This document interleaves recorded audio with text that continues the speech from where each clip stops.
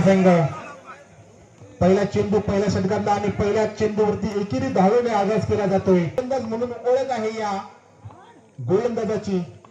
तोच गोलंदाज पहिले षटक घेऊन गोलंदाजी ट्रॅक वरती दाखल झालाय आपल्या संघासाठी. यावेळेला सुद्धा सुरेख चेंडू. आपण 2 चेंडूवरतीच या ठिकाणी पारख केली असेल या गोलंदाजाची, कारण अनुजाने त्या दोन्ही फलंदाजांना जखून ठेवण्यामध्ये यश प्राप्त केले. पहिल्या 2 हॅलो बोल. फलंदाज अविनाश फलंदाजाने व्हिडिओ करताय का? मोठा फटका अलॉंग द कार्पेटचा चेंडू हातामध्ये. काय क्षेत्ररक्षण पाहायला मिळते आपल्याला. दीपा गणेश मळई या संघाचं म्हणून ज्याला ओळखला जातो कुंभुर्ले परिसरामध्ये, तो फलंदाज स्ट्रायकर एंडवरती अनुज. यावेळेला सुरेख चेंडू बॅट चिटे फटकार या ठिकाणी खेचावे लागतील, कारण सामना आहे हा सेमीफायनलचा. त्याची नोंद खराब क्षेत्ररक्षण. आतापर्यंत मात्र जखडून ठेवण्यामध्ये यश प्राप्त केलं होतं गोलंदाज ओमकार याने, आणि ते या ठिकाणी प्रयत्न आता मात्र कुठेतरी फसताना दिसतोय, ज्याला कारणीभूत ठरू शकतोय.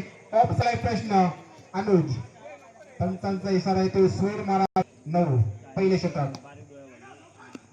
यावेळेला सुद्धा सुरेख चेंडू हुकावरती 10 सचिन रमेश तेंडुलकर जर्सी नंबर 10, कारण तेंडुलकर नावामध्ये 10 अनुज. आणि यावेळेला मात्र सुरेख गॅप बदलून काढली जाते. मयुरेश याच्या पहिल्या चेंडूवरती घणाघांदाजाकडे आहे. स्पीड गन म्हणून ओळखला जातो पोंबुर्ले परिसरामध्ये. अनुज या फलंदाजाला पुन्हा एक दुसरा चौकार या सेमीफायनलच्या सामन्यामध्ये. त्या फलंदाजाची गरज असणार आहे जांबाई देवी पोंबुर्ले संघाला शेवटच्या षटकापर्यंत, कारण मोठा संघ आहे. दीपा गणेश मळई मोठं नाव आहे टेनिस क्रिकेटमध्ये या संघाचं. आणि यावेळेला सुद्धा सुरेख फटका, परंतु तेवढंच चांगलं क्षेत्ररक्षण आणि चेंडू ट्रॅप. अनुज यावेळेला सुरेख फटका, बॅट चेंडूचा संपर्क नाही, चेंडू जातो निर्धाव. धावसंख्या त्याच ठिकाणी 19 वरती. दुसरे षटक प्रगती फलकावरती मार्गस्थ आहे.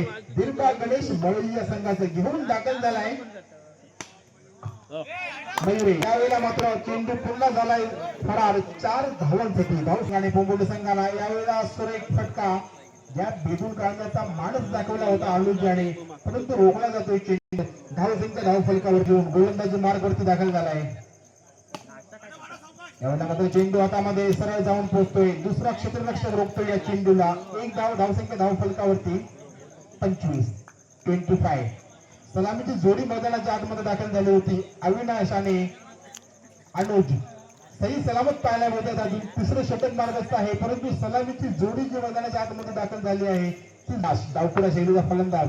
गोलंदाज मात्र निलेश तिसरं षटक घेऊन. अविनाशसाठी मोठा फटका, त्याच तोडचं क्षेत्ररक्षण. अविनाश पुन्हा एकदा आपल्या पोंबुर्ले संघासाठी. यावेळेला सुरेख चेंडू, धावतीची संधी, परंतु संधी. निलेश गोलंदाज. यावेळेला सुरेख फटका, परंतु रोखला जातोय चेंडूला. याही चेंडूवरती दीपा गणेश मळई संघाला सुरेख फटका. अविनाश काय फटका आला होता बॅट मधून, आणि यावेळेलाही चेंडू फरार झालाय. 3 षटकाच्या समाप्तीनंतर धावसंख्या धाव फलकावरती 37 वरती जाऊन 3 षटकानंतर धावसंख्या धावली आहे आपल्या संघासाठी. सुरेख चेंडू, सुरेख फटका, त्याच तोडीचं क्षेत्र. यावेळेला मोठा फटका, पुन्हा एकदा सुरेख क्षेत्ररक्षण पाहायला मिळते आपल्याला. एकच धाव मिळून जाईल या चेंडूवरती ठिकाणी पाहायला मिळते आपल्याला. दीपा गणेश मळई या संघाचं. यावेळेला सुद्धा रोखला जातोय चेंडूला.